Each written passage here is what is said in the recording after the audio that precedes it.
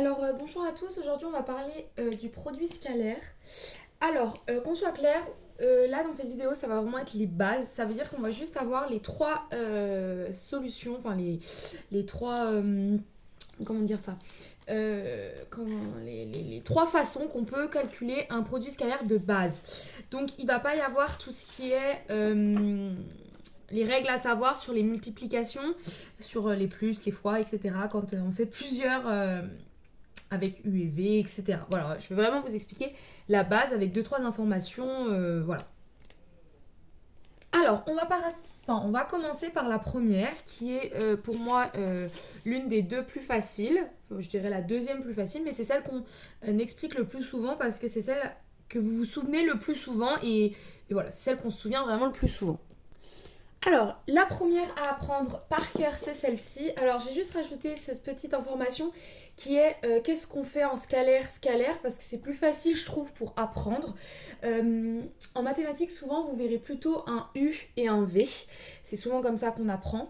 Moi, je trouve ça pas pratique dans le sens où, du coup, ici, je trouve ça pas pratique comment dire, de se retenir. Là, je vous ai mis un truc simple pour vous retenir.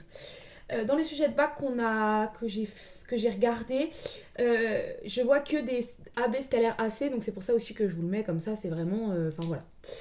Alors, ici, ça va être la longueur de A et B, la longueur AC et le cos de BAC. Le A est au milieu parce qu'il y a deux fois le A ici, ça veut dire que ça sera l'angle qui se trouve au niveau du A. Je rappelle que l'angle il est là. Donc sur une figure que je montrerai tout à l'heure, de toute façon on fera toutes les possibilités dans l'autre exercice, mais ou alors je peux vous montrer à chaque fois. Oui, je vais vous montrer à chaque fois, ce sera plus facile. Donc la figure, elle se trouve comme ça. Alors nous avons... Ah, attendez. Alors, j'ai fait une figure que je vais expliquer. Donc, c'est deux triangles rectangles qui sont collés. Nous avons plusieurs informations. Donc, nous avons ici la longueur ici qui fait 6, la longueur ici qui fait 3, dont les trois longueurs ici font 3, à peu près, vu de nez. Ici, nous avons un angle droit, un deuxième angle droit. Ici, l'angle ici. Et nous avons donc notre angle BAC qui se trouve ici. Ici, dans ce premier cas, si nous voulons le calculer, donc nous allons prendre la longueur BC, alors AB, pardon, AB. Ici, ça veut dire absolu, ça veut dire que ce sera, la valeur sans moins, sans plus, c'est vraiment la valeur absolue. Alors, donc j'ai mis un 6. Ici, pour fois de AC, eh bien un C, il est là. Alors, petite difficulté, ici, il faut faire le théorème de Pythagore, ou alors... donc vous pouvez faire le théorème de Pythagore, donc ça fera 3 au carré plus 3 au carré le tout racine carrée, vous pouvez faire ça. Ou alors il y a une propriété qui nous dit que, vu qu'ici c'est 3 et 3, c'est comme si, et que là c'est 3, ça veut dire que c'est obligatoirement un carré. Dans un carré, la propriété nous dit que la racine, la diagonale, pardon, est égale à A, racine de 2. A c'est quoi? Ça va être 3. Donc 3, racine de 2.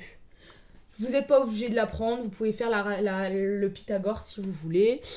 Et l'angle, ce sera l'angle entre B et C, donc cet angle-là, qui fera 90 plus 35, qui va nous faire 135. Donc cos de 135. Vous calculez ça, et ça vous donne, normalement, il me semble, si je ne me trompe pas, moins 12. Donc voilà. Donc là, les vecteurs AB et AC, enfin le produit scalaire de AB AC est égal à moins 12. Autre petite chose que je peux vous préciser,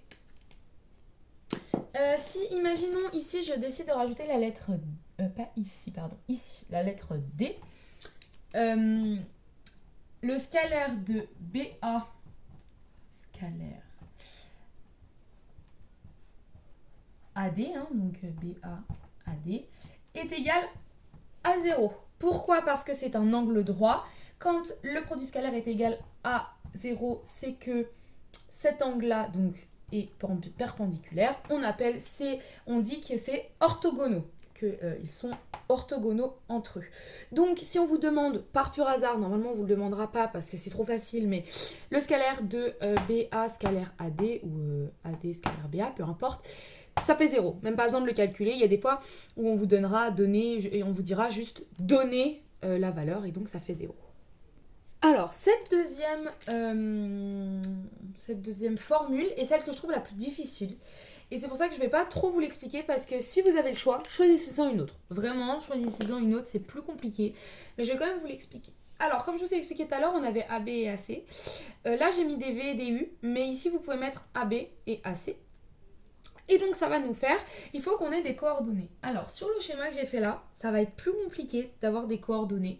Mais soit, on peut le faire et on peut se dire, par exemple, que les coordonnées, on peut dire qu'il se fait là.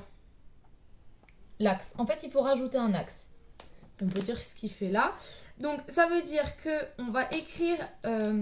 D'ailleurs, ça va pouvoir vous rappeler comment est-ce qu'on calcule ça, même si bon, ça tombe pas souvent. Je vais effacer là et je vais essayer du coup de faire là pour essayer de trouver. Donc, le A, il joue le rôle de point central, donc 0, 0. Le B, il est en Y, en X, pardon, il est en 0 et en 6 et il est en 0 en Y. Et le C, il est en 3, 3 vu que c'est la même chose. Donc 3, 3. Il me semble, hein, 3, 3. Oui, c'est ça. Il est en 3, 3. Ok, donc là, vous avez tout.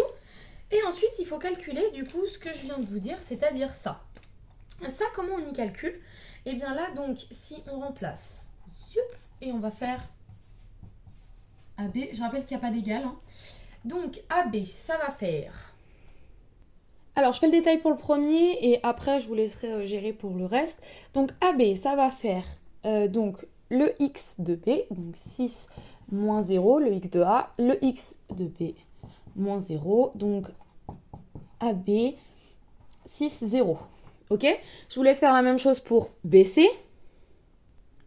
Pardon, j'avais dit BC, mais c'était AC, mais je pense que vous avez dû comprendre. Donc, je l'ai fait 3, 3, 0, 6. Et donc, normalement, alors, hop, je les ai réécrits ici en n'oubliant pas le moins, parce que j'avais oublié que le B était en négatif, il est de l'autre côté. Et j'ai réécrit donc la formule qui est là, hein. Le X, il est là, le X', il est là, le Y', le Y, et tout ça, ça nous donne moins 12. On est d'accord que c'est logique parce qu'avec la première méthode ou la deuxième méthode, on devrait trouver la même chose. Hein. Ok, on va passer par la troisième méthode qui est pour moi la plus simple et que je vous conseille vivement de faire. Alors, je vous ai écrit la deuxième formule au tableau. Je préfère vous l'expliquer parce qu'elle est... voilà, il faut quand même que je vous l'explique parce qu'elle est quand même pas complexe à comprendre. Mais voilà, une fois qu'on l'a compris, on l'a.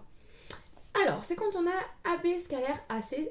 Celui-ci, pardon, ça s'appelle le projeté orthogonal. Donc, on va projeter l'un des trois points sur la droite de l'autre. Donc, qu'on va appeler H ou pas, donc ça dépend. Si c'est dans le même sens, si c'est... Enfin, vous allez voir. Ok. Donc, là, si je fais A, donc A, B, A, C, on va projeter le C de façon perpendiculaire sur la droite AB. Alors, on pourrait faire autrement, ce qui est un peu plus délicat, mais on pourrait le faire. Hein. On pourrait le faire, c'est un peu très délicat même, mais on pourrait le faire. Mais bon, on va pas faire comme ça. On pourrait projeter le B, mais c'est pas très, très judicieux parce qu'il faudrait le projeter là-dessus. Il faudrait faire un angle droit. Non, ce serait pas judicieux. Donc, on le fait pas. On va projeter à la place le C. Le C, comment on le projette? On va le projeter sur la droite AB. La droite AB, il faut vous dire qu'elle est infinie, comme ça, elle continue. Donc quand on va vouloir le projeter, on va le projeter de façon perpendiculaire. Ce qui tombe bien parce que là, elle est déjà de façon perpendiculaire. Donc là, on va rajouter un H. C'est ça notre projeté. Il est sur la ligne de AB, la droite AB, pardon. Ici, AB, ils sont comme ça. On est d'accord? Donc ils sont ici. Le H est de l'autre côté, ça veut dire qu'il n'est pas dedans. Il se peut, par exemple, dans un triangle comme ça. Oui, parce que c'est souvent les triangles, ils aiment bien les triangles. Si là, on a AB, qu'on projette le C, ça va nous faire notre H ici. Dans cette configuration, nous sommes là-dedans. Parce que le H est dans AB. Dans cette configuration, le H est hors dehors de AB. Donc, nous allons mettre le moins qui est ici. Là, nous sommes dans cette configuration. Ici, donc, ça va faire AB, donc moins AB, moins 6 fois H fois 3, on trouve encore moins 12. Donc, ce qui est juste. Vous avez bien vu que j'ai mis quand même beaucoup moins de temps, qu'on a juste une petite multiplication à faire. Euh, Voilà, c'est vraiment, je sais pas comment, enfin voilà, je sais pas si j'ai été claire. Quand le H est au milieu de la droite, il n'y a pas de moins. Quand le H est en dehors de la droite, il y aura un moins. Voilà, normalement, il y a à peu près tout ce qu'il y a besoin de savoir. C'est vraiment la base de chez base. Et c'est tout ce qu'il y a à savoir pour le bac.